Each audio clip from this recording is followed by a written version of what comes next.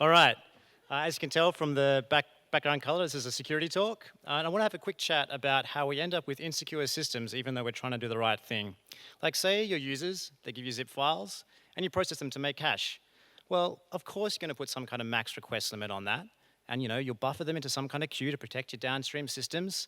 And you'll fan out with a serverless model to do all your decompression, your malware scanning, your validating the contents.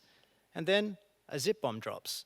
Because back in the 90s, they worked out you can pack a surprising amount of stuff into a tiny zip file. And I want to say last year they perfected it with a 10 meg file that turns into over 280 terabytes. And when you try and decompress 280 terabytes in your single serverless worker, you're going to have a bad time. To fix this, you need to cap the output bytes of your zip stream as you're going along. So we've capped that. We're good, right?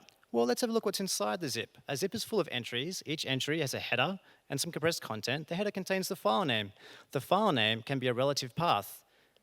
If you're not careful when you're doing that decompression, you're going to have a zip slip, which means something gets overwritten where you're not expecting. We thought this was cool until our pen tester overwrote our malware scanner executable with his remote shell.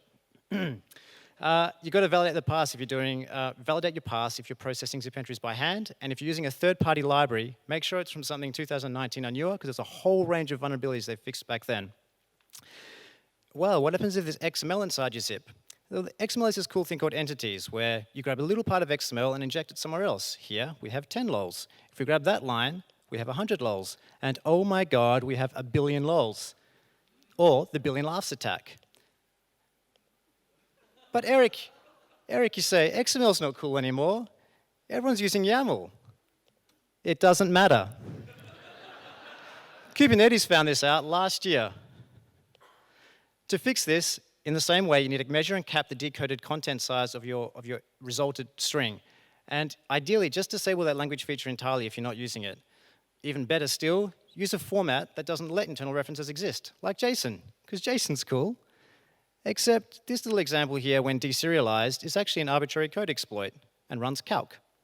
There are libraries for .NET applications and Java applications designed to build payloads to ruin your day. To fix this, you need to make sure you never deserialize stuff that you don't trust, and definitely don't let the user control the type that is being deserialized to. Thumb drives. Surely by now, our admins are looking after us, right? They've disabled auto-run and autoplay. They've probably disabled removable storage entirely. So we're good, right?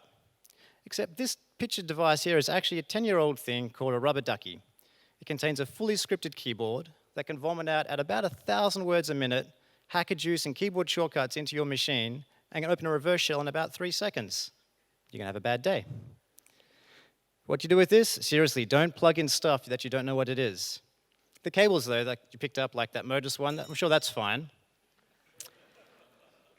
Well, for $120 US or 0.007 bitcoins, if all your cash is from ransomware payments, you can pick up one of these.